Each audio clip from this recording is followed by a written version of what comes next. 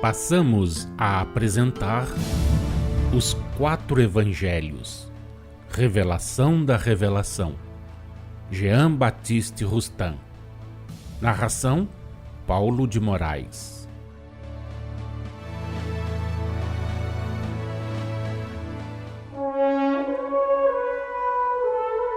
Compreendei bem estas palavras. Aquele que houver blasfemado contra o Espírito Santo não achará perdão na eternidade. Será réu de um delito eterno. Não terá perdão nem neste século, nem no futuro. Jesus apropriava a palavra à inteligência. A falta acarreta um castigo que podeis considerar eterno, tendo em vista a medida de que usais para medir o tempo. O espírito rebelde, que blasfema contra o seu Deus, tem que sofrer longas provações para voltar ao cumprimento do dever. Esse ato inaudito denota no espírito um sentimento de rebelião e de orgulho que o levará a muitas quedas. Não concebeis que as diversas categorias de delito impliquem a ideia de maior ou menor perversidade. Necessariamente, quem cometer certa falta que comparada a outra seja leve, está mais perto de se arrepender. É menos radicalmente vicioso, ficando entendido que a diferença de culpabilidade resulta da intenção e não da carência de oportunidade. Não há caso algum em que o espírito fique absolutamente excluído do perdão. Apenas relativamente, semelhante exclusão existe para o culpado, pelo temor que este experimenta de que ela seja real à vista do castigo e da sua duração. Esta nada é em face da eternidade, mas se afigura ser a própria eternidade a aquele que nada vê para lá dos limites acanhados da sua inteligência. Não tendes ouvido espíritos culpados dizerem, por entre gemidos, que se acham condenados a penas eternas, e não sabeis que a existência neles desta crença constitui um dos meios de os levar ao arrependimento? Não vedes como?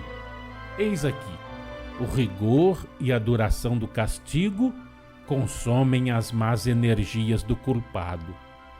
Cansado de sofrer, aterrorizado com a perspectiva de dores sem fim, ele se volta para si mesmo, olha com desespero para o seu passado. Conta todas as faltas, todos os crimes que o precipitaram no abismo e por fim exclama: se houvesse de recomeçar, os espíritos que o cercam principiam então a intervir, impelindo-o a pesquisar se terá que recomeçar e a saber como faria se de fato houvesse de recomeçar. Pouco a pouco, o arrependimento lhe vai penetrando no íntimo, fazendo nascer a esperança do perdão. Ao influxo desta esperança, o arrependimento se desenvolve, a expiação passa a ser suportada com paciência e resignação. Depois, à medida que aquele se torna mais sincero e profundo, vem surgindo o desejo de reparar, de expiar e de progredir com o auxílio de novas provações. E Deus perdoa e concede ao culpado que se arrependeu e submeteu a graça da reencarnação, a fim de que retome o caminho da reparação e do progresso. Quando Jesus falava, ou os evangelistas nas suas narrações falam do Espírito Santo, esta expressão, como já sabeis, designa os espíritos puros, os espíritos superiores, os purificados, os bons espíritos que desempenham junto dos homens as funções de órgãos do Senhor, de seus mensageiros, ministros ou agentes, conforme o grau da elevação de cada um. Servindo-se da expressão Espírito Santo, quando tratou da blasfêmia contra Deus, Jesus o fez porque, como também já o dissemos, os judeus entendiam por Espírito Santo a inteligência mesma de Deus. Em última análise, tudo vem a dar no mesmo, num caso e noutro. Por isso que os espíritos elevados não são menos do que o reflexo da vontade do Senhor Onipotente. O homem que blasfema contra Deus é um rebelde às inspirações do seu anjo de guarda e dos bons espíritos.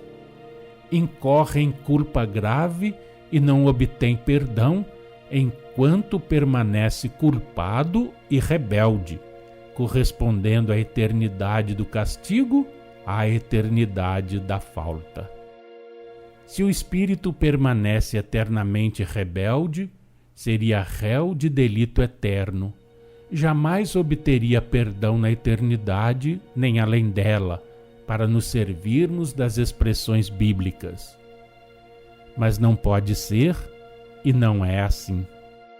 Por efeito da onipotência, da justiça, da bondade e da misericórdia infinitas do Senhor, e de acordo com a promessa que Jesus fez em nome do Deus de amor, na parábola do filho pródigo, e quando disse: Meu Pai não quer que nenhum destes pequeninos pereça. Vim salvar o que estava perdido. Sede perfeitos, como é perfeito vosso Pai que está nos céus. Não há espírito culpado e rebelde que no curso da eternidade que se desdobra diante de si, não experimente o influxo das leis imutáveis do progresso e da perfectibilidade, do sofrimento e da expiação. Nenhum há que, usando do seu livre-arbítrio, sob a ação da sua consciência, presa do remorso e do arrependimento, auxiliado na erraticidade pelos sofrimentos ou torturas morais adequados e proporcionados aos crimes e faltas cometidos, auxiliado pelas provações e expiações, deixe, com o tempo e mediante a reencarnação, de voltar ao aprisco como uma ovelha tresmalhada, de voltar à casa paterna como filho pródigo, arrependido e submisso. Nenhum há que, purificado, não venha a ser um dia acolhido pelo Pai da família, pelo Deus do amor e da misericórdia inesgotáveis.